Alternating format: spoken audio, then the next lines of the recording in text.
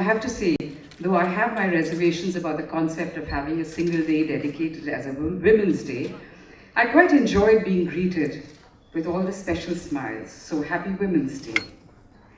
It does have its upsides, for it creates a space and an opportunity that one can try and use to advantage. And that is what we are doing this evening, using the occasion to focus on an amazing world of women's words, made possible by the determination and vision of an exceptional woman.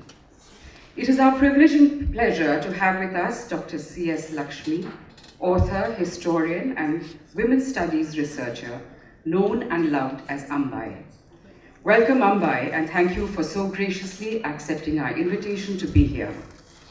This evening is brought to you by ILF Samanvay, India Habitat Centre's Indian Languages Festival, that has over the last 6 years endeavored to create a sustainable and relevant forum that focuses on writings in Indian languages. This year, our overarching theme is translations. In the months to come, we hope to bring you bi-monthly series with multiple Indian linguistic cultures being translated and interpreted in forms of expression that are both verbal and transverbal, going beyond the written and spoken word. It is particularly fortunate for us to be able to start our series with Ambai and the contribution of her organization, SPARROW, Sound and Picture Archives for Research on Women. Over the years, they have painstakingly nurtured and made available to the world the voices of hundreds of women who would have remained unheard. By identifying and documenting unsung women from various shades and backgrounds, SPARROW has created an ocean of stories of narratives that enrich our knowledge spectrum and take us across untraversed terrain. The program this evening opens with a conversation between Ambai and editor and publisher Karthika VK, a force to be reckoned with in her field. This will be followed by 2 short readings from select translations of SPARROW by the remarkable Vijaya Mulay, a documentary filmmaker, film scholar, educationist. She's also 96. A salute to your spirit, Mrs. Mulay. Apoorva Sahay Aarzoo, a young gifted theatre artist from Gargi College, who was part of our recently concluded Collegiate Theatre Festival, adds the millennial youth quotient. The evening concludes with a theatre performance by the Natyadharmi Theatre group. The group is presenting Ambai's Crossing the River in Hindi, written by Ambai and directed by K.S. Rajendran. A very warm welcome to all of you from ILC and ILF Samanvay. I now will request Sachin Fushi to come and take us through the rest of the evening. Thank you all for being here. Enjoy the evening.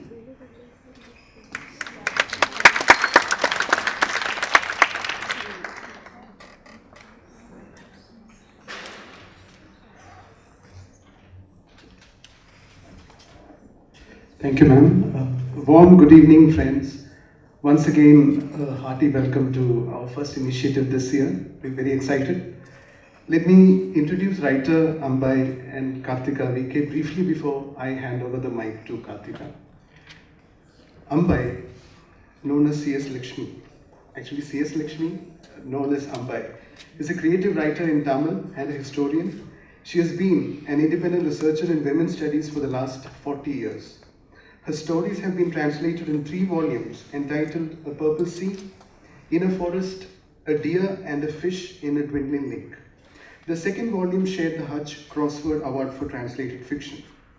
She received the Pudumai Pithan Memorial Lifetime Achievement Award in 2005, the Lifetime Achievement Award of Tamil Literary Garden, University of Toronto, Canada for the year 2008, and the Kalainar Karnadati Porkari Award for Fiction in 2011.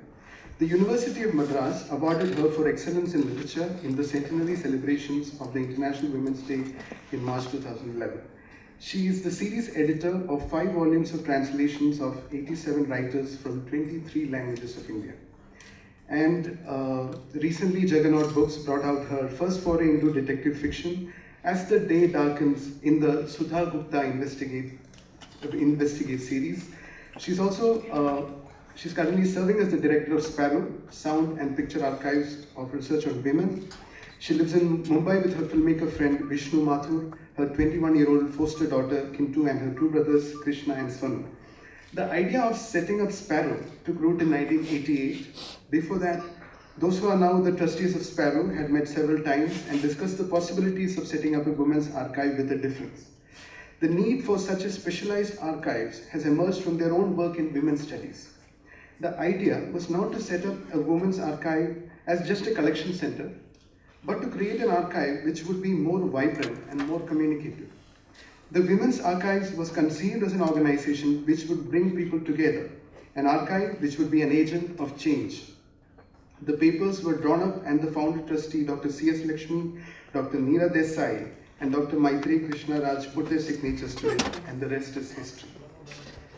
Karthika VK has been an editor and publisher for 20 years, having spent a decade each at Penguin Books India and HarperCollins India. In January 2017, she moved to Western Publications, where she hopes to build a distinctive list including literary and mainstream fiction and non-fiction. Let me now invite Ambai and Karthika on stage.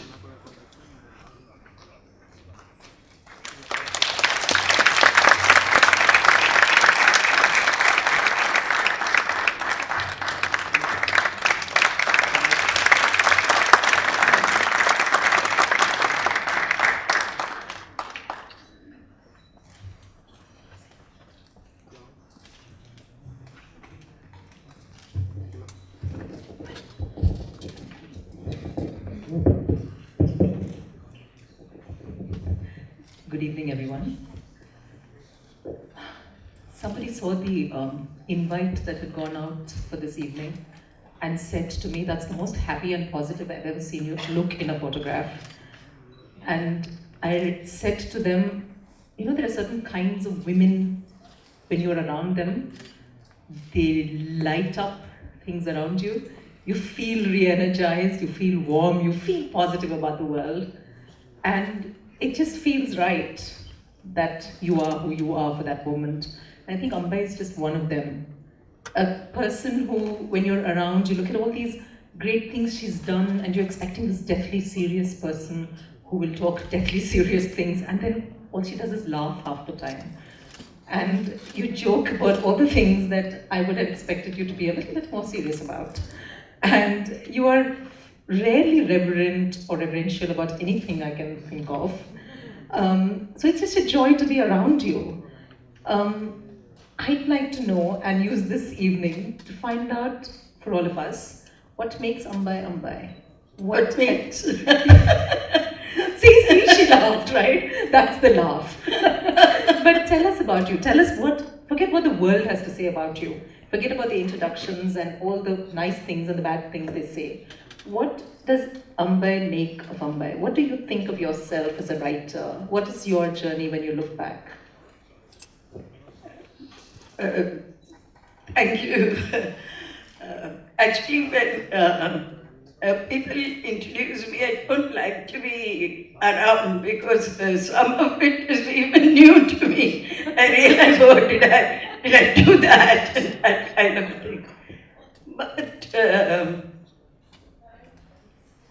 to say what I think of myself as a writer is a very difficult question. You shouldn't have thrown that googly on me.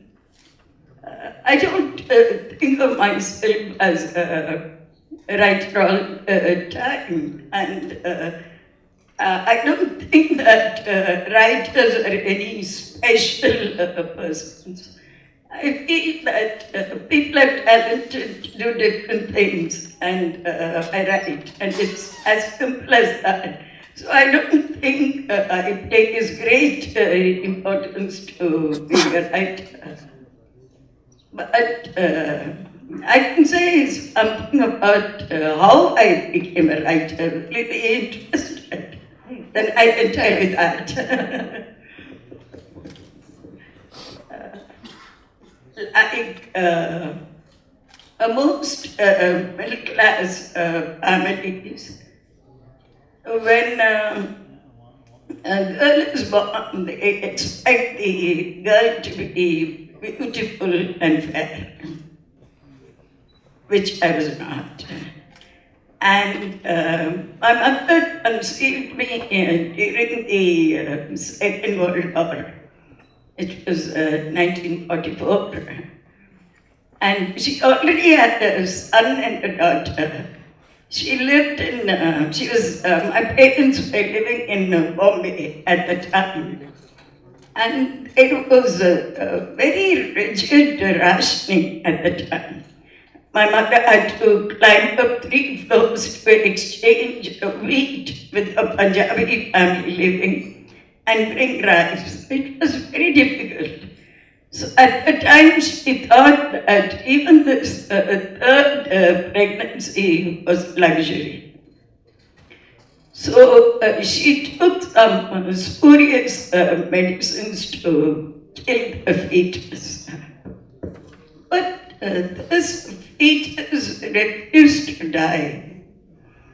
And for 3 months she kept taking these various local medicines. And then when the fetus was not really going away, she stopped. So when I was born, she was very scared that something may be wrong physically with this child, you know. And my family always jokes that nothing was wrong physically, something was wrong with the brain, you know, because I always rebelled against so many things that my family stipulated that I should do. But the greatest regret was that both my parents are very fair, but I was born a very dark child. And my elder brother and elder sister, they were not as dark. But my elder sister has large eyes and she's very good looking. So my mother began to give me oil baths, these oil massages as I was growing up, because I was a very sickly child. So she would give me these cauliflower oil massages. And as she gives a massage, she'll always tell me the Ramayana story, you know. And she'll tell me the story about the 3 queens being given this payasam, this kheer to drink. So then they conceive So I always ask her that, did you also drink kheer when you were pregnant with me? You know, she wouldn't answer because she had taken those spurious medicines. And but the stories always remained in my mind because my mother was a great storyteller. And she was also a voracious reader. So there was a green trunk in the house in Bombay. And the trunk was full of books and full of all these Tamil serials that came in magazines. And she would bind them and keep them. And I remember that as a child, I often slept with one of those bound books and not with a toy. So stories were so much part of my life. And when we came and settled down in Bangalore, I was about 8 years old. And normally in homes then, we were not allowed to go to a friend's house or to go out and play with friends or have night overs as you have these days. So we had to be very much to ourselves. And my elder sister was 6 years older than me. And my elder brother was 10 years older than me. So I didn't have enough playmates, although I had a younger brother who was 5 years younger than me. So I started keeping a diary. And I would write all that I felt in the diary. And as most writers do, I began to write poetry. And I realized what bad poetry I wrote, even as I was writing them. Do you remember any lines? They were Tamil poems, which were quite bad. I've kept them, maybe when I write my autobiography, I'll bring them out, but they were very bad poems. And so, when I was about 16, Children's Magazine announced a novel competition. So, I was in a pre-university then, and I wrote an adventure novel, which won the first prize. So it was serialized. But when I was about 19, I decided that I was an adult and I must write an adult novel. And I took part in a novel competition organized by what was then considered a kind of a literary journal called Kalimga. And at a normal middle class household, girl never mentions the body. The body is never spoken about. Nobody talks about menstruation. It's all as if it's a big secret. And I used to ask once in a while to my mother when I was young, before I came of age, that what happens for 3 days when you don't go inside the puja room, And my mother used to say that God comes and tells me to take rest for 3 days, She never told me what it was. It's only when I came of age I realized it had nothing to do with God. And least of all to do with God coming and telling you to take rest. So, all of us grew up as if we had no bodies. We were in a kind of a bodiless space. At the same time, we were being assessed and defined and judged by our bodies. So this novel that I wrote about is all about platonic love. The two people fall in love, and there is absolutely no body involved in this love. And at the time, during the 40s and 50s, it was a translation movement when everything from other languages was translated into Tamil. And we had Rajendran Tagore and from Marathi country, and a whole lot of them translated into Tamil. For a long time, I thought Rajendran was a Tamil writer. And all of us at that age had a great fascination for Bengali men. And I've spoken about it before also, that we all thought that if at all we marry, we should marry a Bengali man, because he was a poet, he was a revolutionary, he was an idealist, and we should all marry a Bengali man. We had this dream about Bengali men. Of course, when we went and met the real Bengali men, all these dreams got they withered away, but that's a different story. So this hero in this novel is like that. He's an idealist. He wants to, he's a Gandhian. He wants to bring about changes in the village. And he meets this idealist woman who tells him that I don't want to give you this perishable body. I want to give you my soul. And then he actually has a cousin whom he marries, with whom he has children. And it's like I divided the whole thing into mind and body, and I did all these magics in this novel. And this novel won a prize. It won the second prize. And of course, everyone was thrilled that it was very platonic love that I wrote about. But I didn't know anything about love, nor did I know about the body. So after my BA, I wanted to go to Chennai to do my MA because I did my BA in Mysore University, which got bifurcated into Mysore and Bangalore. So I told my father that I don't want to do my MA in a new university. That was just an excuse. Because those days, I don't know about now, the only way you could get out of the house was to say that you wanted to do further studies. Or you get married. There were only two ways to get out of the house. So I said that I wanted to study further and I didn't want to study in Bangalore. Of course, there was a huge furor about it.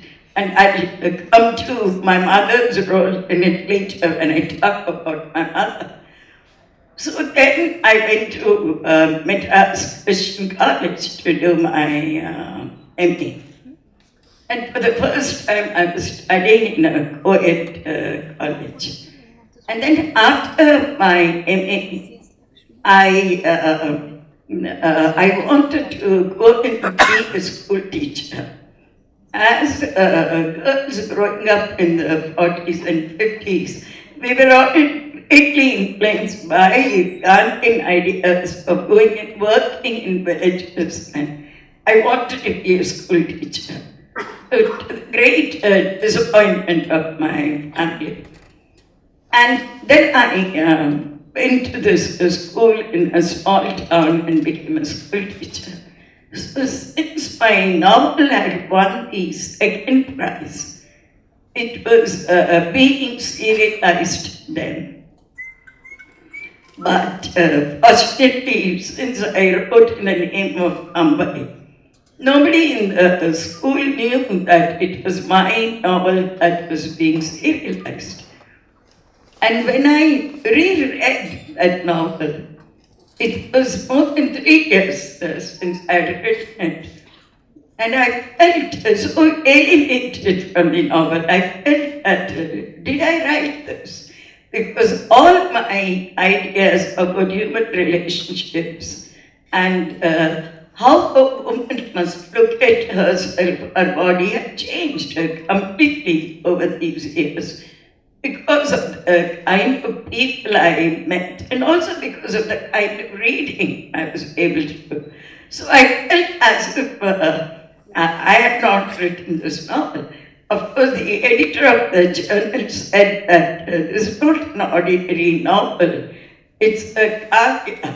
But I didn't let that go to my head at all, because I truly knew what the novel was all about.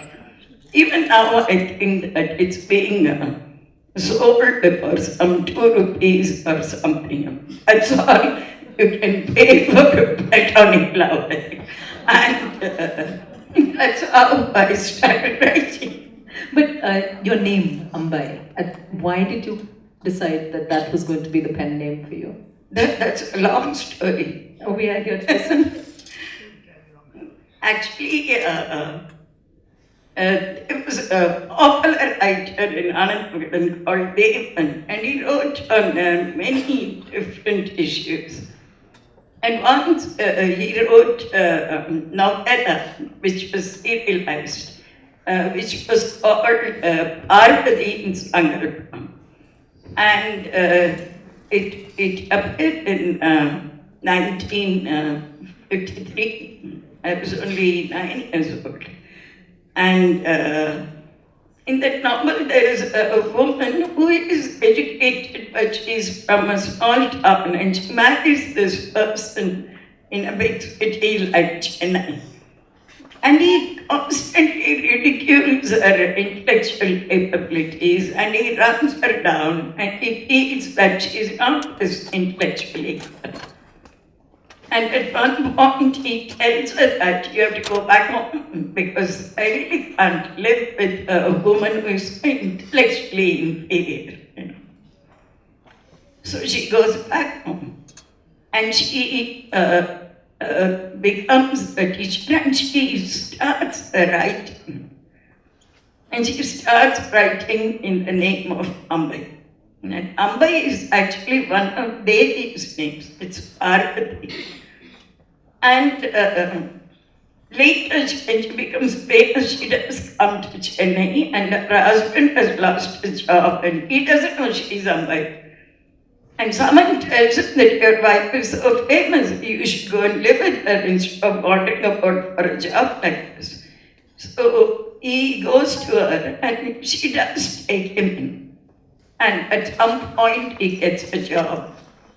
And he tells her that now you can give up all your other activities, like writing and going to women's groups and talking. You can give up all that.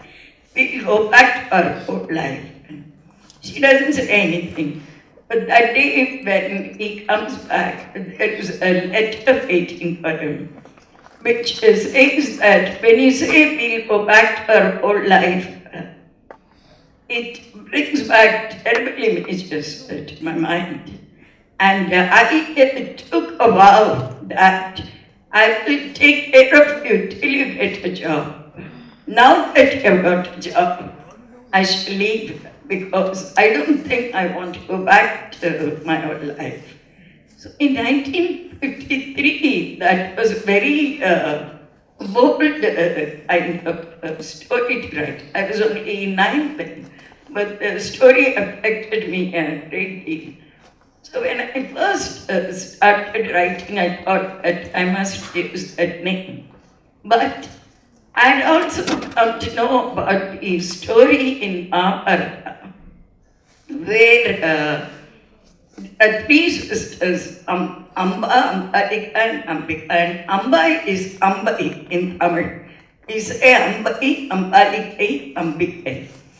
And Ambai becomes Shikandi later, and she takes a revenge on Bhishma. So I like the androgynous quality of Ambai. And she is neither a man nor a woman, and she is both. And I like that borderless quality of gender. So I continue to use the name of Ambai. But you never wrote a novel afterwards. You decided to stay with the short story as your favored form. Yeah, actually, I found novel writing quite difficult afterwards. I've concentrated only on short stories and long stories, which can be called novelas, but novel I've not attempted after that. Right. Is that something that is with the form itself that you find difficult? Is it because you would then, in your short stories, you use techniques from the novel. You actually have multiple perspectives, which is not normally done in stories. And you tend to write almost a novel even in your short stories. But is there a specific problem that you had, or is it just that you never did want to experiment any further? It's not a problem. I feel that short stories come to me easily. It's easier for me to write a short story, I realized. And somehow I didn't feel like making another attempt to write a novel. Maybe I'll write, but I'm not so sure. And tell us about your work with translation. You've done some translations yourself of poetry, and you obviously kind of work with different languages. You speak and write Tamil, you speak obviously and write in English as well. So tell us about that relationship you have, the mother tongue, the second language, why you choose to write in one certain things and not certain other things. Has that relationship with language changed over the years? Has it evolved in any way significant? Actually, the system of education in the 50s was very different. Like, I studied in Tamil medium. When till the 7th standard, I studied in Tamil medium. And English was only one of the subjects. And I was well known in my family to fail in English all the time. And in the 4th standard, in the English class, I remember that I was always made to kneel because I got 0 both in grammar and in text. I just couldn't grasp the language. And but since I grew up in Bangalore, we had a compulsory Kannada. We had to learn Kannada. And we had compulsory Hindi and English as a subject and Tamil medium. So we knew so many languages.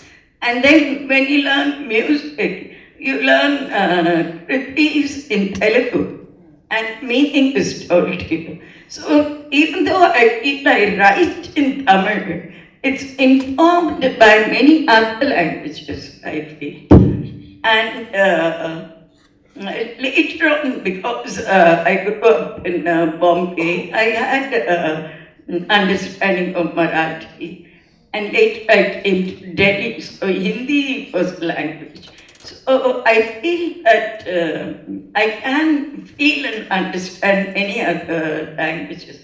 But I don't think I've attempted translation of whole text, just a few poems I've done. I'm not translated seriously.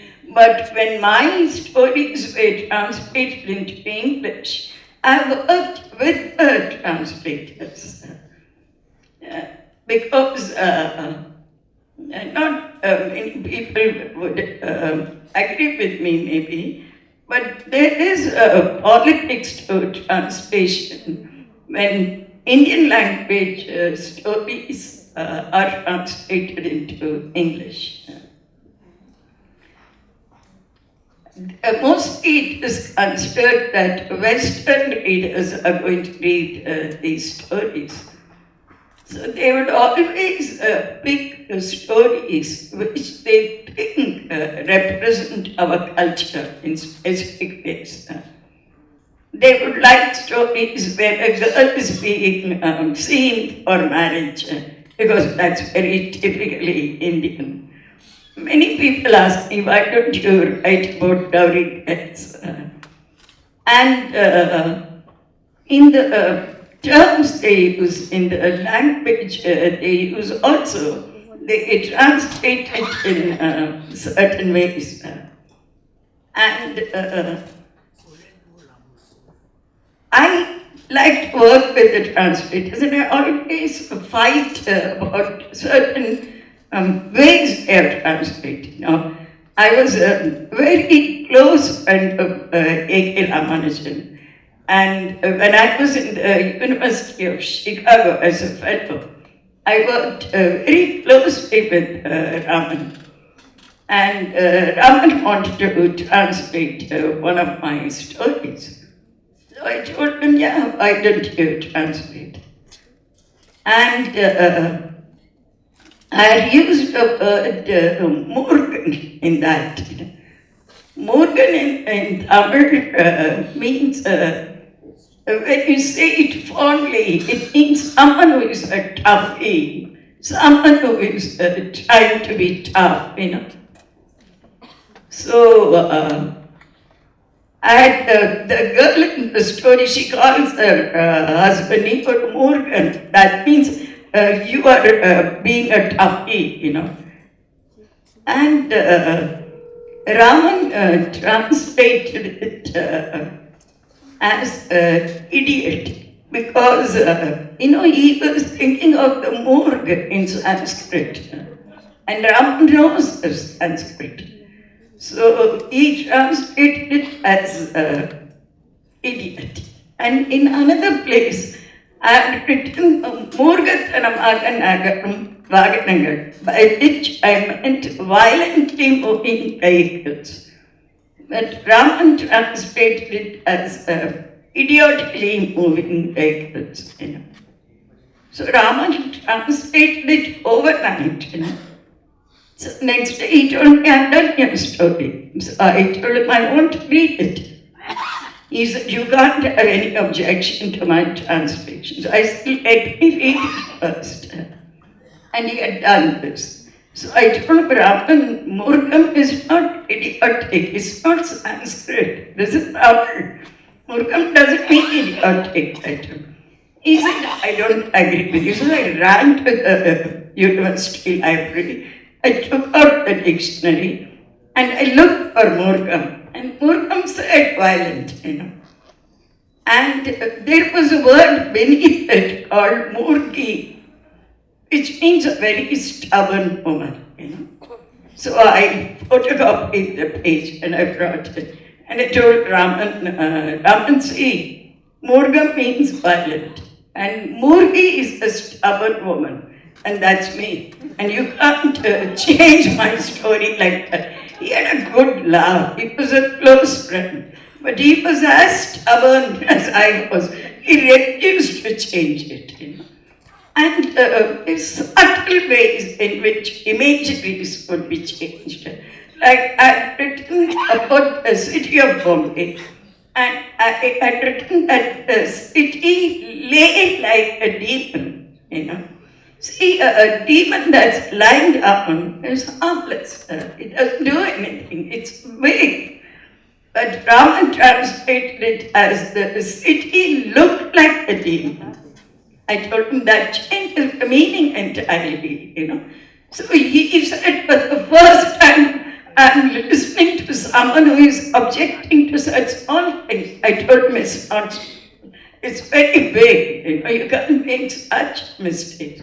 So such arguments I've always had with translators, and I've always had this fear of people who say that the author is dead, And I've decided that I'm going to be one author who will refuse to die so long as I'm alive.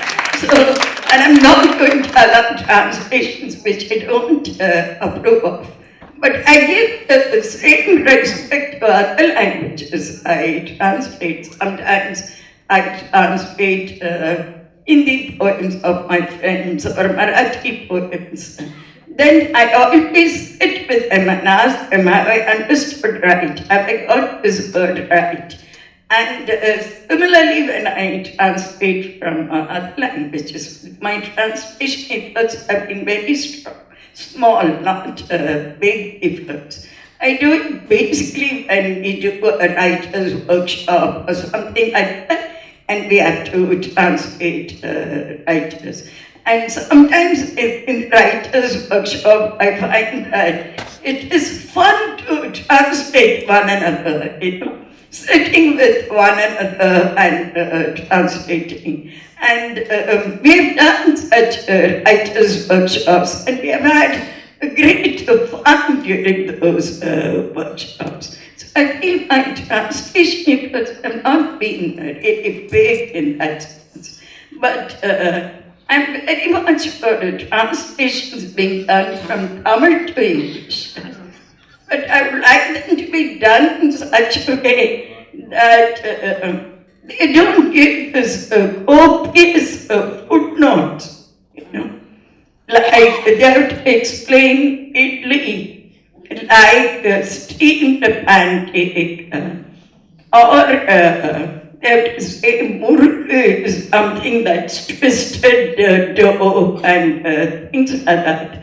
And I find that that's making things really exotic, Because I remember once in one translation, someone had translated dhoti, not translated, given a footnote for dhoti, saying that it's something like a sarong, As if no one is going to translate sarong, as if all the world knows sarong, So I find such efforts very, very objectionable. Because I feel that an entire culture can't be handed over to people on a silver platter. Let them struggle and learn what dhoti and muruk and idli is all about, Because we have read all those novels, French novels translated into English, where they wrote about champagne and exotic French food we couldn't even pronounce, leave alone tasting them. So we read it and we passed on, thinking it must be something nice to drink, but we couldn't even pronounce champagne for that matter. So I grew footnoted emperors. Nobody did it, you know. So I should be footnote every little word and make our culture seem as if it's so accessible that everybody can buy need. But you know, I think things have changed quite a bit now. It's true, it was Now like it that, has but changed. now there's a conscious effort to not italicize, not footnote, not to explain, and not do that exotic India anymore. It's changed after a long time Yeah. because many of us fought against it. Yes. It changed. Okay. But can we then talk about SPARROW? Because then that's like your second part of your writing or writerly career, isn't it? When you started to set up SPARROW, archiving began. Tell us a little bit about that. Why and how it came to you? And how do you actually go about identifying whose work you want to archive, whose experiences are worth cataloging and recording, and whose do you then decide perhaps not to chase up? How do you do all of this? Actually, SPARROW came much later in 1988. Meanwhile, I'd done research on women writers, and I'd also started my research on social history of women in Tamil Nadu. And during the course of this, I realized I met so many people, and I realized that there is so much that's not part of our education system and part of our textbooks. Lives of women, and even ordinary women, which I call politics of everyday life, you know, dealing with everyday issues, the politics of the family, politics of religion, so many things. They are not part of the textbooks, which tell a history as if women don't exist in those histories, unless they are famous queens and others. Even where freedom fighters were concerned, only specific names we knew. There were so many names and so many words we never came to know about. So at the time I was in Mumbai, and before SPARROW we had a small feminist group called Reaching Out. So we brought out calendars and diaries and things like that. At one point we felt that so many different kinds of materials we collect as both as part of the moment and from everyday life, like photographs, posters, drawings, and women's stories as narrated sometimes, as written stories. And we thought that all this has to be documented and it has to be archived, so that people can come to know about those facts. So we wanted as many different sources as possible, like films, photographs, drawings, then illustrations in books, covers of books, so many things like that, you know. And the narrations of women. Now, there are research centers which do research on Tamil and they document Tamil. One such person, when I told him I want to set up a women's archives, he told me that don't you think it be a very limited archives, because how much can you study about women? It's very limited. So I asked him how limited is the field of Tamil. He told me it's endless. I said, so is women's history, it's endless. I said, every woman carries a story, a history with her, about which you don't know. And it's important to know that history, because unless you know that history, how are you going to do policies for women? How are you going to do developmental plans for women? Because development always means 100 sewing machines to 100 widows, because something that you can quantify. I said, we don't want to do that kind of quantitative work. We want to do qualitative work. And in Tamil itself, there are 2 words for development, as I've said, if you remember. We use the word valarchi, which is used for development, which actually means growth. But there is also a word, membadu. Membadu actually means taking something above the normal space it occupies, rising above. It's called membadu. To heighten something, that's called membadu. And I feel that the archival work belongs to that membadu, which has nothing to do with growth alone. And development almost always is linked with growth. I remember just after we had started SPARROW, I had gone for a conference in which I was supposed to be the moderator for a session on development. And the first session, almost all the NGOs that had come, they said we gave 50 sewing machines to 50 widows. And we started so many kitchen gardens, and it went on and on, So they went for tea break, and I wrote on the blackboard, no more sewing machines and kitchen gardens for the next 25 years, I wrote. It's not because there is something wrong with sewing machines. I felt that how can you empower women, making them do the same things they have done all their life? So the idea was to empower them with other things, what would really make them powerful.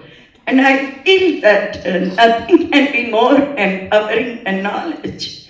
Knowledge about their own lives.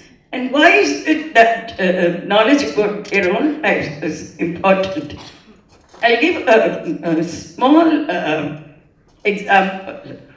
After many years, when I was thrown out of village school for being too radical, I didn't want to come back to Bangalore because my father had told me that your efforts as a school teacher will fail and you will come back. So I didn't want to give him the pleasure of saying, I told you so. So I came to Chennai and I became a tutor in a college. In a boys' college, and I'd taken rented a room in a distant relative's house, and she was an extremely sensitive woman who wrote poetry, and she was married to this man who was not a bad person, but he was interested only in talking about money. And he would say that I got promotion and I got this much money and this basic salary, and he would go on and on. So I wrote a story based on her life.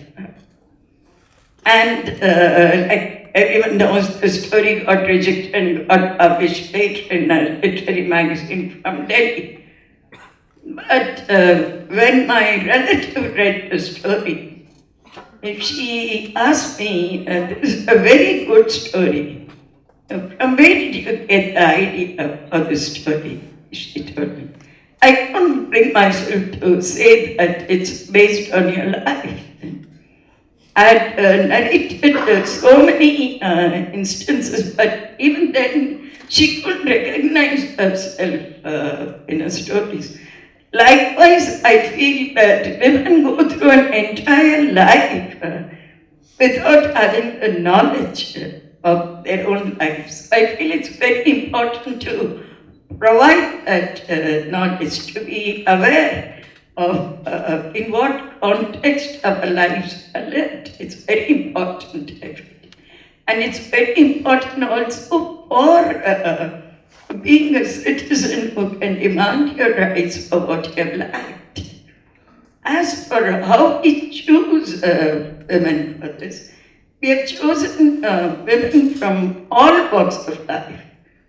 But there are times when somebody rings us up and says that we have this old person in our house and she would like to narrate her story about her life. Would you like to come and record? We go and record it. Like, there was this Maharashtrian woman. She was in her 80s. So her family dragged us up and told us that during the Second World War, she had walked all the way from Burma. And she would like to record it. She would like to record it somewhere. So we went and interviewed her. So many of my feminist friends asked me, so what is so feminist about a woman walking from Burma? So many people walk. What's so feminist about it? So I told him that walking from Burma to anywhere, there's nothing feminist about it. But wanting to record it is feminist. Because only a person who thinks her life is worthwhile recording, she would want to record her history. And that makes her a feminist. And also, we are not stuck to very strict definition of what feminism is. Because I feel that women like my mother, they were very feminist, even without knowing what feminism was all about. And in many of my talks, I've given this example that we had an Alsatian dog in the house, and the dog was not allowed to come into the kitchen. So this dog, which loved my mother so much, would keep its entire body in the kitchen and leave out only the tail and the hind legs, pretending that it was not in the kitchen. And I feel that women like my mother were like that, you know. They pretended they were within a traditional context, but they were constantly breaking rules, like my mother. Like when my father said that I'm not going to go to Chennai for my MA, and he said that I'm really not going to pay for this because I know that once we go away from the house, you're not going to come back. He was very right, actually. I never came back, actually, to live with my parents after that. But I wanted to go very much. I secretly applied to Madras Christian College and I got admission. And my mother came and asked me, do you think going to Chennai will make a difference in your life? I said, yes. My mother didn't say anything. She went to the bank and she took a gold loan. Those days you could keep your jewels and take a loan. And she went to the shop, she bought a suitcase and she bought 4 saris because I used to wear half saris those days. She thought my daughter was going to do her MA, so she should wear saris. So she bought 4 very light colored saris. I remember the colors, and I remember why light colored. Because dark girls were supposed to wear only light colored clothes those days. So actually I broke into dark colors much later in my life, when I was about 26, when I was in Delhi. And she bought blouse pieces. And she bought petticoat material because those days we didn't get ready-made petticoats. She was a very good seamstress. She came back home and she stitched the blouses and petticoats and other things. And my sister was working in a bank. She came home and she asked from whom I had borrowed the money for applying to MCC. She came and told my mother that you didn't do all this for me. And my mother said, but you didn't ask. You should ask her. Then we sat in the train next day. And as the train was reaching Tambaram, we took the local train to Tambaram, where MCC was. And she leaned towards me. And she told me that all Lakshmi's dreams are going to come true. It was a very poignant moment for me. I never forgot it. So when I brought out this book on musicians and dancers, my mother was a great musician. She was an excellent singer. So I dedicated the book to my mother. And I narrated this incident and what she had told me. And I said that to my mother, an artist and a great dreamer, I dedicate this book. So my mother could read English, although she could not speak very well. So she read the dedication. And she told me, did I say that? So I told her that oral history is all about that. The person who speaks may forget, but the person who listens can never forget. So oral history is not about speaking, it's about learning to listen to somebody. That's why oral history is a very big anchor project of SPARROW, where we have learned during oral history that we should know how to listen. And another way my mother broke rules was when my father died. Women are not normally allowed to go to the crematorium, and only men of the family go. So I told my brother that I'm going to go to the crematorium no matter what. And he said, you can do what you want. So I went and sat near my father's body, which was normally in Bombay, they don't carry the body, they bring a hearse and they put the body. After 5 minutes, I saw my mother sitting next to me. So I asked her, Amma, are you going to come to the crematorium? She said, yes.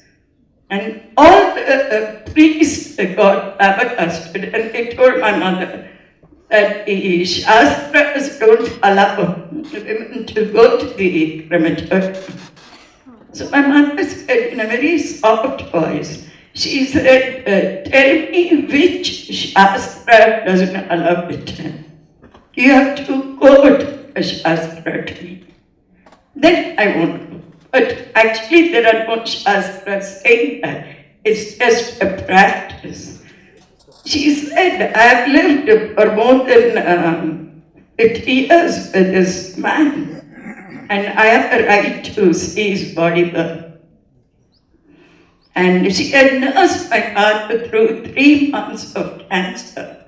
She said, I have a right to see his body burn. She came to the crematorium, and as my brother lit the fire, she sang a song which my father likes very much. And there was not a tremor in her voice.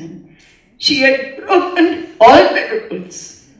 My mother is a very religious woman, but she never imposed any religion on us. She had broken all the rules and she came back.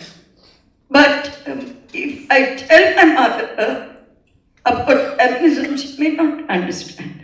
But she would always tell me, I may not agree with anything you do, but I'll always stand by your right to do it. She had not read any feminism. And I remember that when I decided to marry a person called Vishnu, and in South there are not many people called Vishnu, it's not a common name. And I had just casually written that I would like to share my life with this person called Vishnu. So my parents actually thought it was a joke because my name is Lakshmi and his name is Vishnu. So they thought I was joking. And my mother wrote back to me saying that you say sharing your life, but you don't mention the word marriage. I know that you don't believe in marriage, but I feel that if you have a small registration, it would be nice. But even if you don't marry him, please bring him to Bangalore and introduce him to us. My father couldn't have said it. My father was highly educated. My mother had studied only up to 8th standard. But I feel that my mother could say it because she was an artist. And as an artist, she understood that woman needs great freedom to live her life. Because there were many things my mother could not do as an artist. She could not publicly perform because my father didn't like it. She could not play her veena before others because my father's family would have objected to it. So there were many things she couldn't do. But she felt that I had the right to do it, even if she didn't agree with it. And when my younger brother wanted to marry a Christian girl, my mother asked him, have you promised her that you will marry her? My brother said yes. She said, then you should marry her even if I object, because you should never let down a woman. And then she went to the church. She shook hands with the priest and she was a witness to the marriage in the church. My father didn't come and my elder brother didn't come. It was only me and Vishnu and my elder sister who went to the church.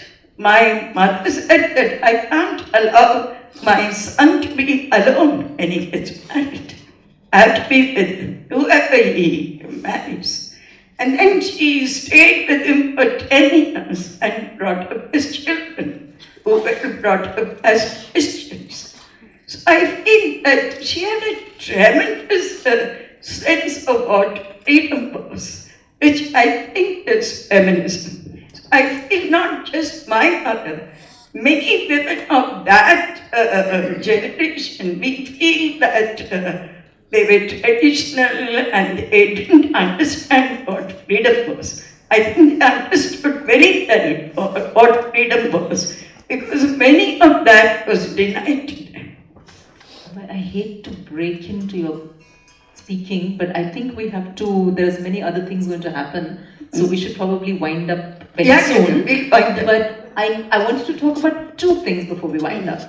One is the project you spoke about, which you want to now start up, which is about food memories. Well, one is food and the other is women and spirituality. I think there's a very interesting sort of intersection there between women and the religious space, which would be very good if you were going to explore it. Then how are you thinking about it? Actually, the Women and Religion project we have been thinking of for a long time, because in the women's movement, many of us were atheists, including me. And we always wondered how we were going to work with women who were believers, you know. And although many of us, like me, we were inspired by the language of the Bhakti movement. And we loved Sufi saints like Rabia. And the abject surrender and the thought of spirituality and the world existence, everything that came with Bhakti literature, even the abandonment. We didn't know how to deal with women who would believe in rituals, who would do Karva Chauth. And we kept struggling with this idea.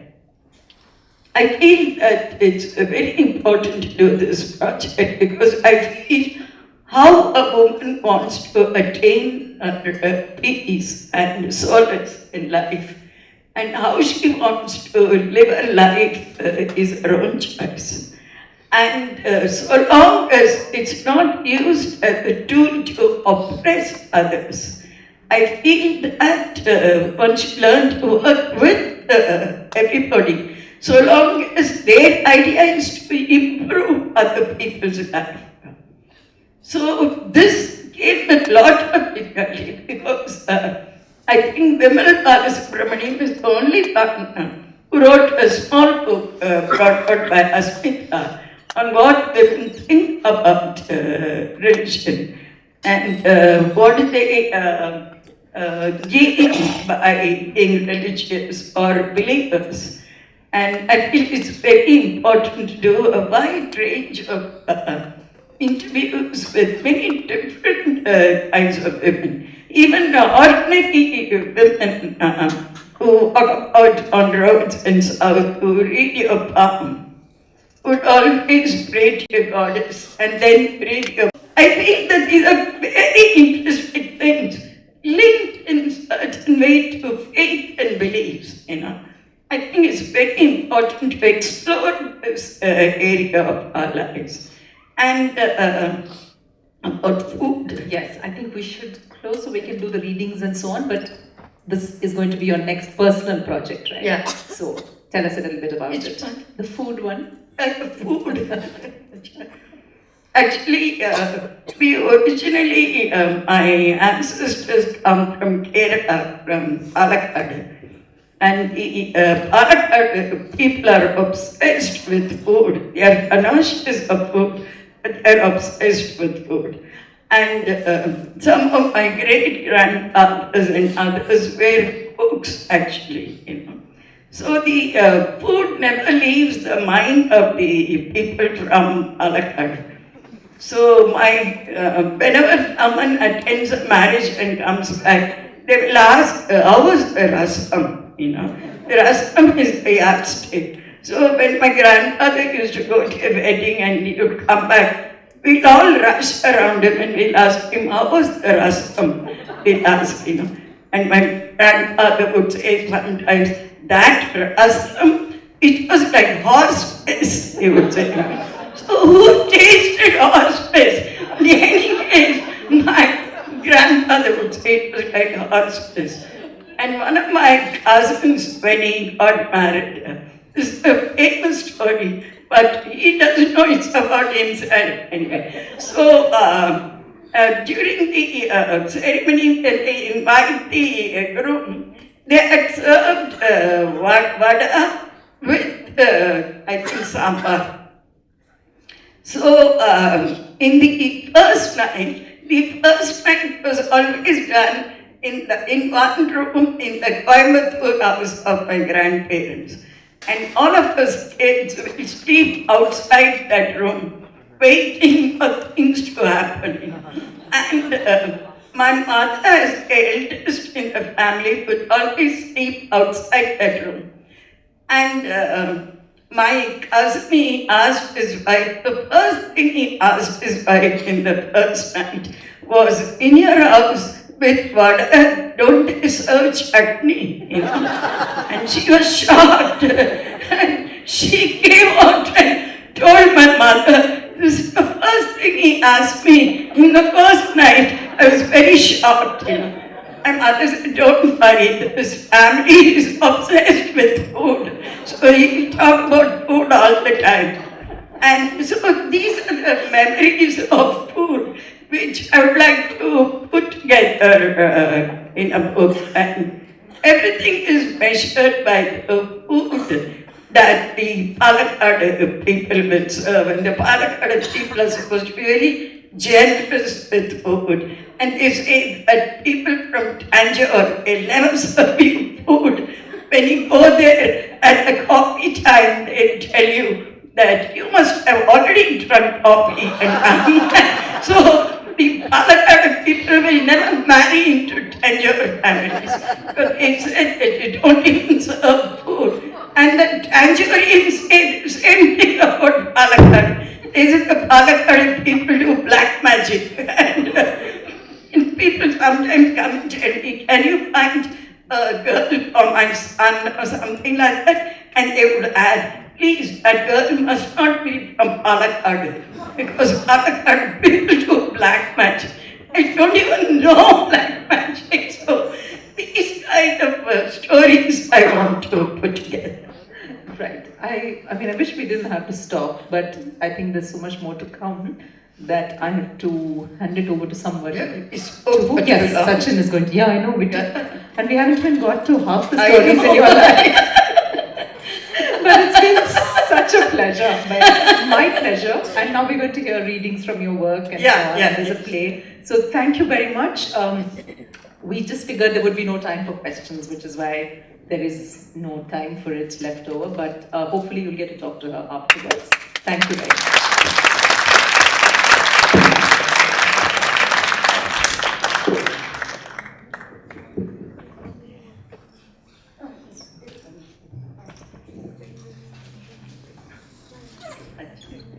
I just want to thank Vijaya Mulay.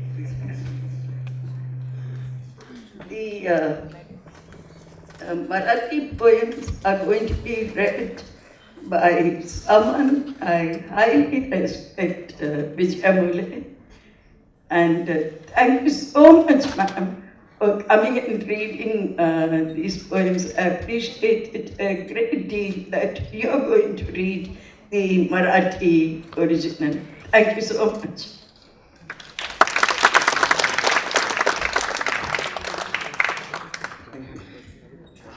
Now we are moving into readings, one each of poems in Marathi. I have never seen you by Jyoti Laniwal, and I don't know the name of your great-grandmother's grandmother by Meghna Pate. The poem by Meghna Pate is translated by C.S.Lakshmi with the help from Sharmila Santaki and Meghna Pate. The second poem by Jyoti Laniwal is translated by C.S.Lakshmi and Sharmila Santaki from the original Marathi and is based on the English translation of the same poem by the poet's daughter, Dr. Aparna Laniwal Bose. The first reading will be rendered by Mrs. Vijaya Mulay. Mrs. Vijaya Mulay is a documentary filmmaker, film historian, and educationist. She also opened the Delhi Film Society, which ultimately led to the formation of the Federation of Film Societies of India.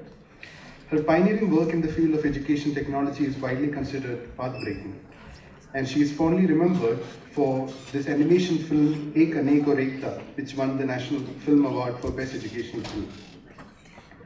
The English translations of the Marathi poems will be rendered by Apoorva Sahay Aarzoo, who is a student of the Gargi College and is an emerging actress who closely associated with the Upstage Theatre Society of Gargi College. Just a week ago, she and her group delivered a moving performance here at IHC in the Best of Quality Theatre Festival. May I now call upon Mrs. Vijaya Mulay on stage to read the poems in Marathi, followed by Apoorva Sahay Aarzoo. Let's welcome her. She'll be here in a while.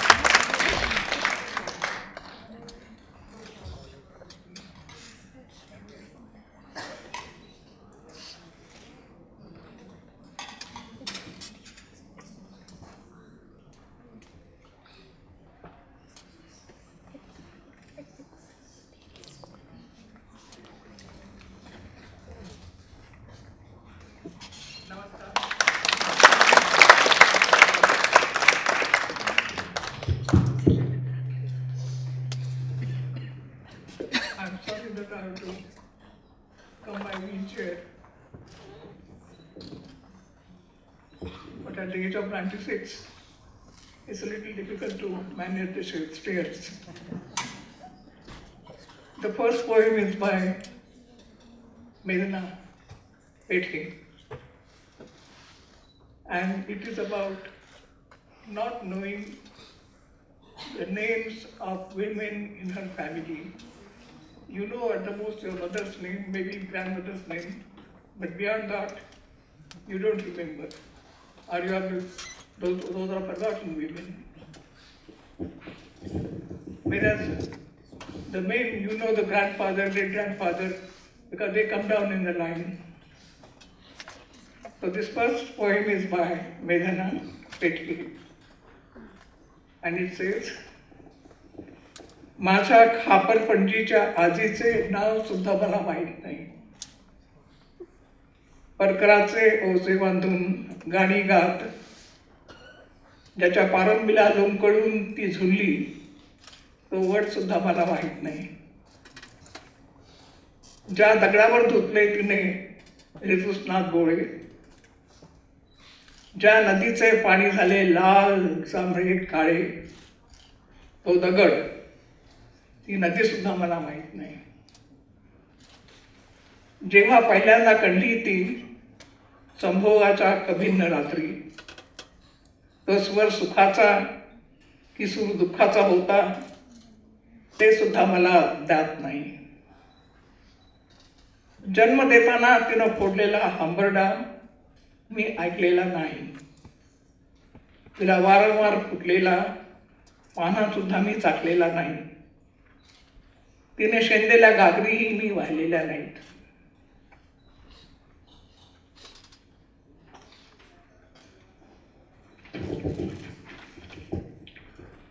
तिला दिसलेल्या खुणा देखील मी पाहिलेल्या नाहीत.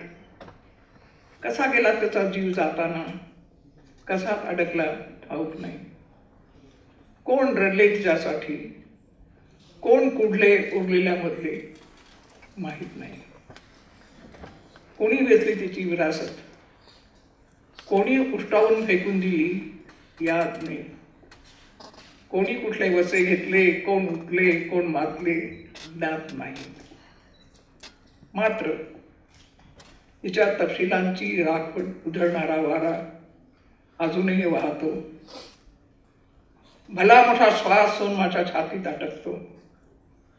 पृथ्वी, आप, तेज, वायू, आकाश त्याच असतात पारंबा कालातीत अश्वत्थाना. अजूनही लोंबकळून झुलतात मुली त्यांना. खापरपणजीची आजी नाही म्हणावे तर तसे नाही, पण तिचे नाव मात्र आता कुणाला ठाऊक नाही. ही मैदानाची कविता.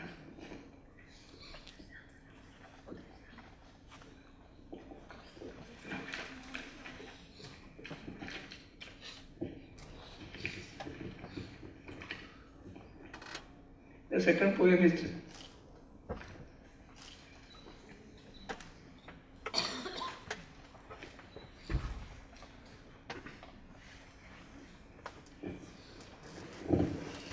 तू कधीच दिसली नाहीस.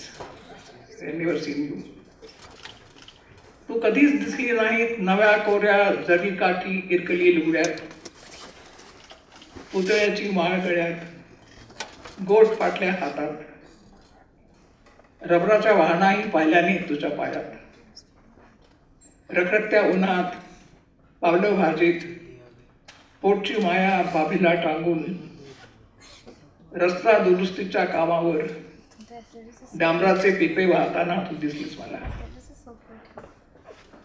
पायाला पालव बांधून दुडू दुडू धावत येणाऱ्या नागऱ्या लेकाचा घामेजला मुका घेताना. पोटातल्या कळवळत्या आतड्यांना थोपवीत. तहानल्या कोरड्या उठाने तलावाला बांध घालताना. रोजगार हमी योजनेत राबराब राबताना तू दिसलीस मला.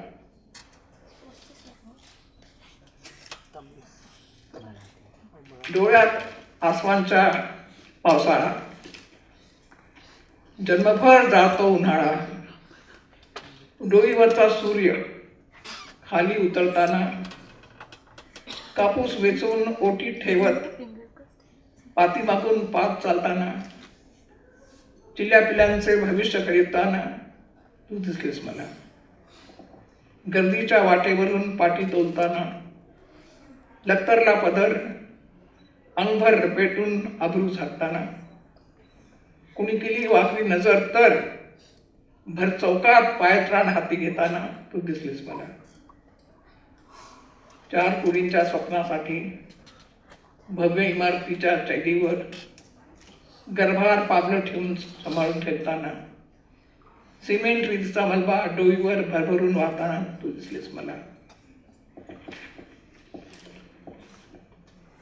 संध्याकाळी पदराची गाठ सोडून तेल मीठ आणताना, 5 पैशाचं नाणं लेकाच्या हाती देऊन, खा बाबा पण इस्कोला जाय म्हणताना, पाण्यातली कोवळी माया पदराखाली घेत, तू तरी शिकून आंबेडकरावानी होजो बाबा, माझ्या हातचं घमेलं सुटू देजो म्हणताना तू दिसलीस मला. घरट्याच्या ओढीनं पावलं तुझी, देहाच्या काटक्या, संसाराचा जाळ, सावकाराचं देणं, नांगराचा फाळ, अर्धपोटी तुझी सांज सकाळ, तरीही फुकटचं नाकारून स्वाभिमान जपताना तू दिसलीस मला. लाँग मार्चमध्ये पुढे चालून नामांतर झालेच पाहिजे म्हणताना, पोलिसी दंडुका हातावर झेलून, ताठ मानेने काराकोळात जाताना, एकुलता एक पोटचा गोळा गोळीबारात शहीद झालेला पाहून, अरे तू भीमासाठी मेलास, जन्माचं चीज झालं, 2-4 अस्त्रे नाही बलं होतं, असं पोलीस अधिकाऱ्यांना ठणकावून सांगताना तू दिसलीस मला. मरणासन्न रुग्णालयात शेवटच्या घटका मोजताना, कागदाकाचा वेचून जमवलेला पैसा दीक्षाभूमीला दान करीत, एकोप्यानं जगारे, स्मारक करारे, बाबांच्या नावासाठी लढारे म्हणत, शेवटचा जयभीम घेताना तू दिसलीस मला. तू कधीच दिसली नाहीस नव्या कोऱ्या जरकरी हिरकली लुगड्यात.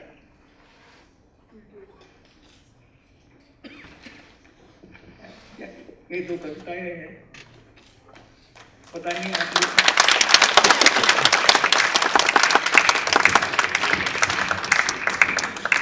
invite Apoorva Sahay Aarzoo to do her reading. बहुत ही अच्छी है. मुझे तो जब उन्होंने कहा आप सब समझेंगे नहीं, मैं ट्रांसलेट भी नहीं कर सकती अभी इस वक्त,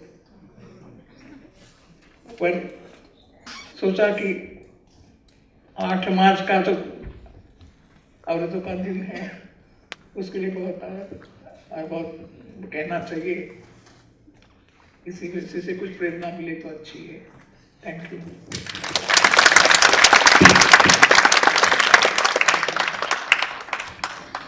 Good evening. I'm Apoorva Sahay Aarzoo, convener of Upstage, the Dramatic Society of Gargi College. I would like to thank Indian Habitat Center to give me this opportunity to recite these beautifully written and translated poems. So I will start with the first poem written by Meghna Pithe. I do not know at all the name of my great-grandmother's great-grandmother. I do not know the aerial roots of banyan tree she held tight to swing with her petticoat tucked up. I do not know the stone she used to wash, clothes stained with her menstrual blood, nor the river which turned red, purple and black after the wash. I have no clue at all if her first coital moan on a pitch-black night was of pleasure or pain. I have not heard the heart-rending cries that came out of her when she delivered her first children. The milk sprouting from her full breast I have not tasted. The clay pots that she filled with water drawn from the village well, I have not borne their weight. The signs and signposts her eyes fell on, I've never come across them. How she died, when she died, why exactly her spirit lingered around thereafter, I do not know. Who wailed for her, and who among these surrounding her sat with choked tears, I do not know. Who imbibed the legacy she left behind, and who just got a waft of it and touched it with the tongue and discarded it, I do not remember. Who took the vow to complete what she left incomplete? Who was apathetic and thought no more of promises made? I do not really know. What I know is, even today, the ashes of her life, dispersed by the blowing wind, get trapped in my chest to become a deep, warm sigh. Earth, water, fire, air, and sky. These are the ancient aerial roots of the timeless banyan tree that girls still hold on to sway and swing. It is not that the mother of my great-grandmother did not exist. It is just that nobody remembers her name anymore.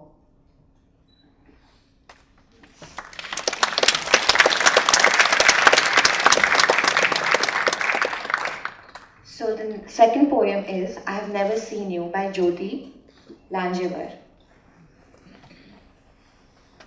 I have never seen you in a brocaded new 9-yard ilkali sari with a gold necklace around your neck or gold bangles worn on your hands.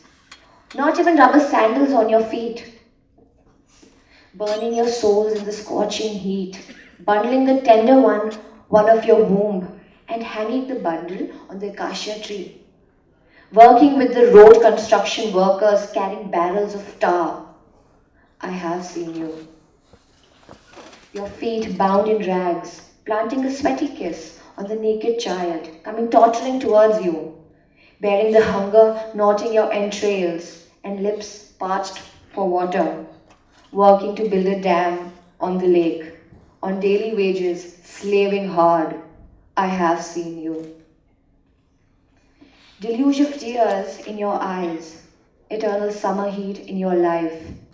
When the burning sun got off your head, picking cotton, keeping it in your sari fold, pushing behind the plow, building the future for your children. I have seen you. In the crowded streets, balancing the basket load on your head, wrapping your tattered sari around your body to guard your honor, raising your sandal at anyone leering at you. I have seen you. For a dream of 4 mud-plastered walls, your feet heavy with pregnancy, carefully stepping on the scaffoldings of skyscrapers, carrying on your head scuttles of wet cement. I have seen you. In the late evenings, untying the end of your sari for coins, to buy oil and salt for cooking, placing 5 paisa coin on your little one's hand and saying, eat whatever goodies you want, but go to school. Lifting the little bundle from the cradle, tenderly holding it to your breast and saying, at least you study, become like Ambedkar, and relieve me of this basket load. I have seen you. Dragging your feet to your house, skeletal body, the heat of life, debts to the moneylender, a plowshare. Half-fed from sunset to dawn, still refusing to accept charity, retaining your self-respect. I have seen you. Marching ahead in the long march, shouting, change the name, braving the police batons, going to jail with a head held high, seeing your only son falling martyr to police bullets, consoling him. You died for Bhim. Your life now has its meaning. Telling the police officer defiantly, if I had 2, 3 or 4 more sons, how good it would have been. they would have fought you as well. I have seen you on your deathbed in the hospital, donating the money you earned rat picking to the Diksha Bhumi, gathering the precious last moments of your life and reiterating, all of you live in unity. Build a memorial, fight in the name of Baba, and with your dying breath saying, Jai Bhim, I have seen you. I have never seen you in a brocaded new 9 ilkali sari. Thank you.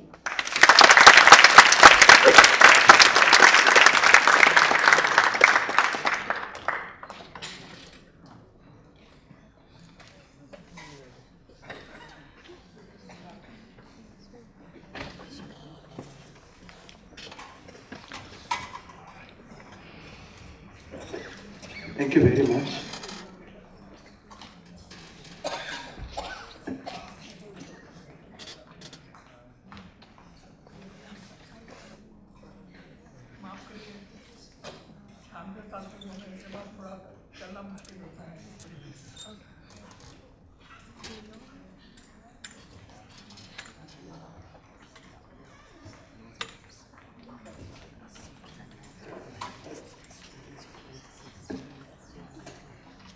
We are moving into a much awaited section of the program, which is Crossing the River, a play written by Ambai, revived by the Natyadharmi Theatre group, and it is being performed after a decade. Please enjoy the program. It will take 2-3 minutes to do a little bit of setup. Thank you very much.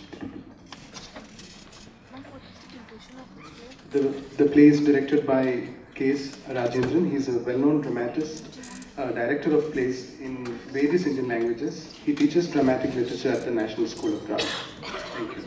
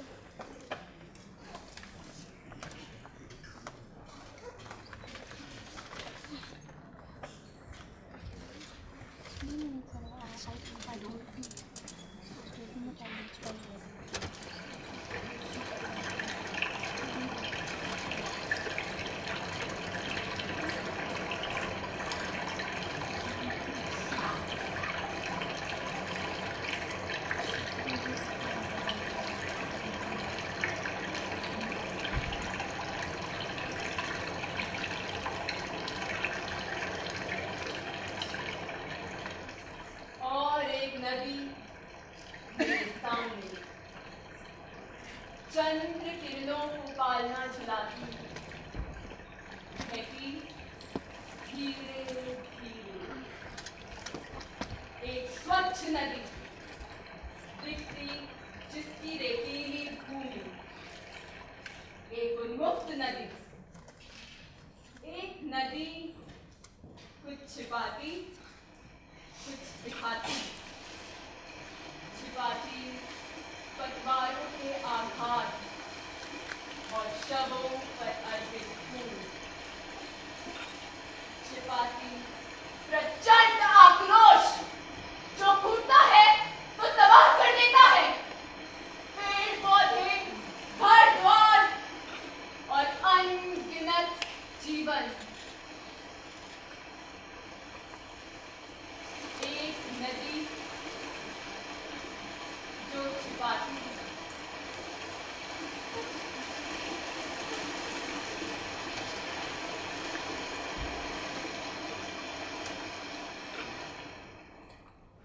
कौन सी नदी है? क्या ये सरयू है, गंगा, यमुना, कावेरी, गोदावरी या फिर नर्मदा?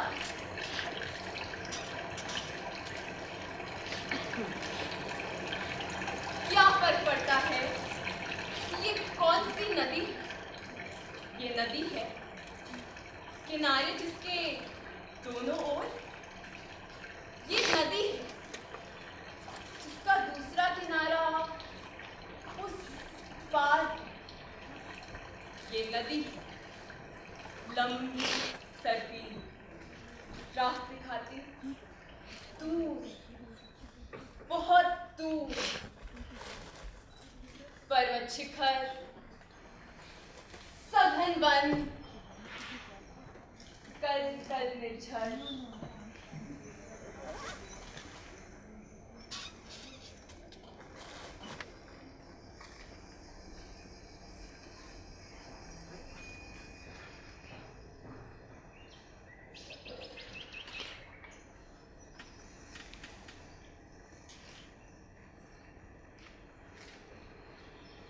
लंबी राह तय की है मैंने, गुजरती जंगलों से, हवा में सरसराते पत्ते, मंद बयार सहलाते मेरे बालों को, छूती मेरे बालों को।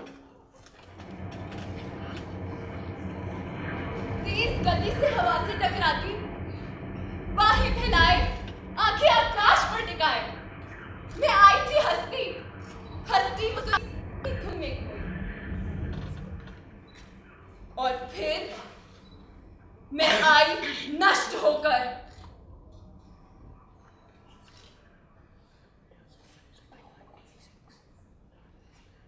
कौन हो तुम? तुम कौन हो? उदास आंखें, थका शरीर, लड़खड़ाते शब्द, हाँफते स्वर। कौन हो तुम? तुम कौन हो? पहचानी सी लगती हो। चेहरा हो रवि वर्मा के चित्रों का, या मंदिर की प्रतिमा, या दिव्य शिशु को थामे मां। कहाँ देखा है तुम्हें? इतनी आई हो? मैं सीता हूँ। मैं सीता हूँ जो वन में गई और कैद हो गई वन में, और अब विचर रही है वन में प्रेम के कारण, वासना के कारण और राजनीति के कारण। मैं सीता हूँ एक मोहरा, मैं सीता हूँ वंचित, मैं सीता हूँ निशेष। कौन सी सीता? कौन सी सीता हो तुम? क्या तुम कंबन की सीता हो? वाल्मीकि की सीता या सीता तुलसीदास की? क्या कोई काल्पनिक सीता हो, गड़ी गई जो दुख दर्द सहने को वास्तविक सीता की खातिर? या कंचन सीता स्थापित होती जो अनुष्ठानों को पूरा करने की खातिर? या फिर लोक कथाओं की कोई अलग सीता? क्या फर्क पड़ता है कि मैं कौन सी सीता हूं? कौन सी सीता वास्तविक और कौन सी काल्पनिक? सभी वास्तविक और सभी काल्पनिक। मैं सीता हूं, शब्दों से बनी, शब्दों में बंधी, शब्दों में कैद। मैं सीता हूं, सत्ता द्वारा निर्मित। मैं सीता हूं, राज्य द्वारा स्थापित। मैं सीता हूं, शब्दों में पली। ऐसे रहो, ऐसे उठो, ऐसे बैठो, ऐसे लेटो और ऐसे सोचो। जहां राम वही तुम्हारी अयोध्या। इच्छा उनकी तो वन में जाओ, अग्नि ही पवित्रता की कसौटी।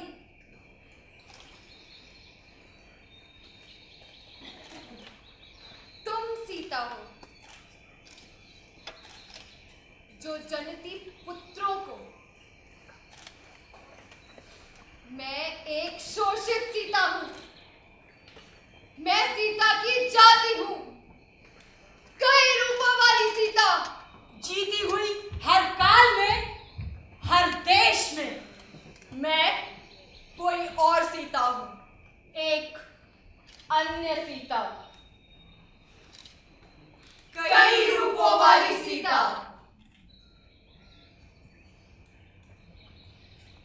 सच में कौन हो तुम? बताओ हमें, कौन हो तुम? तुम जो कहती हो कहानियां, कथावाचिका, कौन हो तुम? कोई पहचान? कोई ठिकाना? क्या तुम्हारे और भी नाम है? मेरे कई नाम हैं, मेरे कई स्थान हैं। तारका भी मैं ही हूँ। वन में जन्मी, वन में पली, वनवासिनी। दानवी कहा मुझे और रूप दिया कुरूप जीव का। राक्षसी कहकर पुकारा मुझे और वध कर दिया मेरा मेरे ही वन में। एक सत्ता ने जो राम है, एक दंभ ने जो राम है, एक अहंकार ने जो राम है, एक राजनीति ने जो राम है और अपमानित किया है मुझे। मैं हूँ इस आरण्य का अस्तित्व। एक ताड़का, एक ताड़का, एक तारका, एक तारका। तुम कहती हो तुम सीता हो, तुम कहती हो तुम तारका हो, स्त्री या पुरुष हो तुम, या मानव हो? स्त्री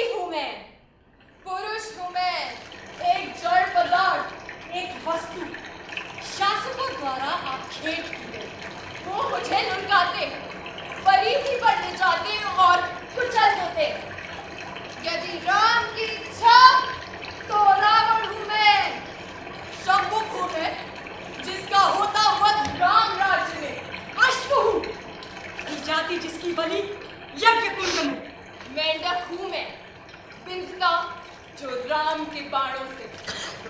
एक वस्तु हूं, उलझी प्रेम के माया जाल में। एक वृक्ष हूं, काट दिया गया जो बढ़ने से पहले। एक नदी, बंधी जो सत्ता के नियमों से। एक नन्ही बच्ची, जनते ही पिया जिसने विष। एक नववधू, लील गई जिसे अग्नि की ज्वाला। एक शिला हूं मैं, खंडित पड़ी जो देव स्थलों में। एक शिला, भुजाहीन, न हाथ न मुंह। एक शिला जो राम राज्य की कल्पित कथाओं से लुढ़ककर अलग जा गिरी। एक शिला हूं मैं, एक शिला, शिला में परिवर्तित एक जीवन।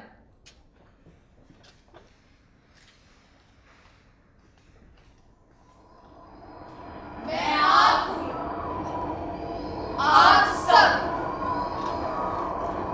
पूछ रहे हैं, आप सब मुझसे प्रश्न।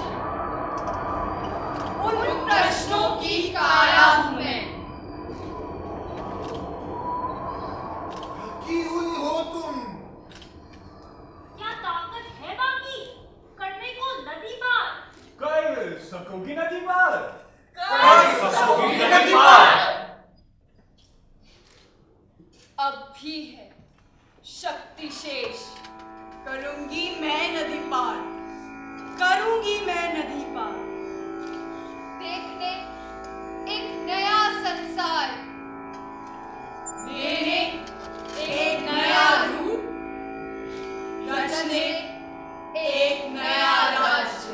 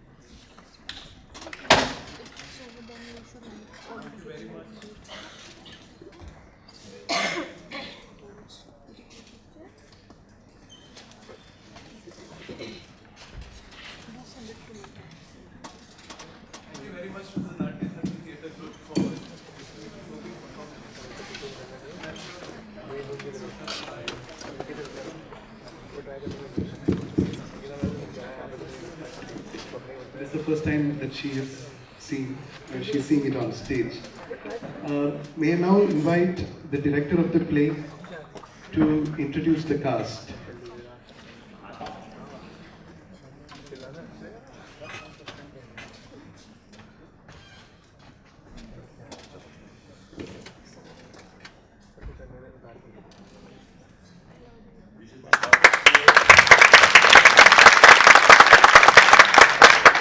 This is the shortest play I ever done in my life with a largest number of cast. Please come on stage. Cast, please on stage. We have done this 2 decades ago when this play was not even published, in both in Tamil as well as in Hindi, with a group of dancers stretching to about 40 minutes. I'm glad I could not revive that because you will be held up till 9:30. Let me introduce, these are all beginners. They are just participants in a workshop. For the first time they have been on stage. Some of them have done some college during production, but this is the first time they come on stage. Sugandha, Yatika, Abhilash Rao Robert, Mukesh Jha, Sachin, Arun, Dev Yash, Shreya, Pallavi, and Isha. On the lights was Tarosh Rao, and in the sound Utkarsh. Makeup is by Kaji Danbar. Very important, in a very short time, this English text has been translated to Hindi by my friend who is also a fellow theatre worker, Sri Shishir Mishra. Mishra ji.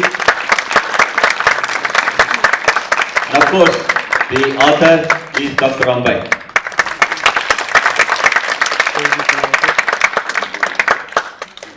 Oh, I left out Rigakshi.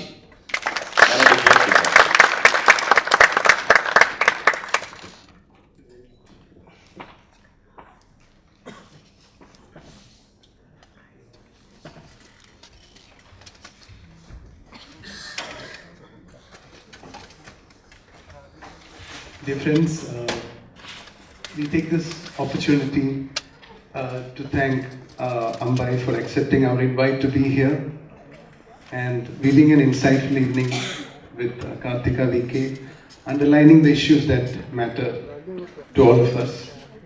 We wish SPARROW all the best in its inspiring journey, and we hope that the values enshrined in your model of institution building percolate across fields and lead to correctives, change course. I particularly thank Karthika VK for her abundant support and enthusiasm in creating this program. And our heartfelt thanks goes to Mrs. Vijaya Mulay for her youthful acceptance and engagement. Thank you, Apoorva, once again for a passionate rendition. We wish you and your team all success. May I now invite Mrs. Vidyan M. Singh, Director Programs Department, India Habitat Center, to express our deepest appreciation to all the participants of this program by gifting them a bouquet. First, Ambai.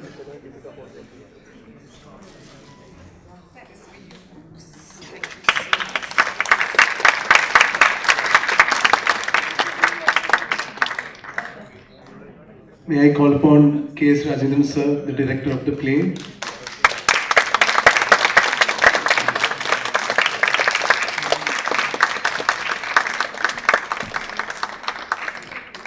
Karthika and Ms. Vijaya Mulay, they are not here. Apoorva Sahay, please come.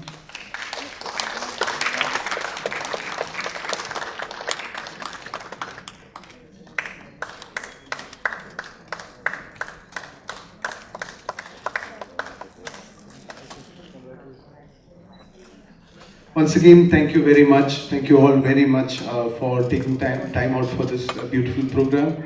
And we have our bi-monthly initiatives where we present voices and concerns that matter. You can follow our activities on the website, Facebook and Twitter, and to be on the Samanvay list, share your emails on register at the desk. Thank you very much. Thank you.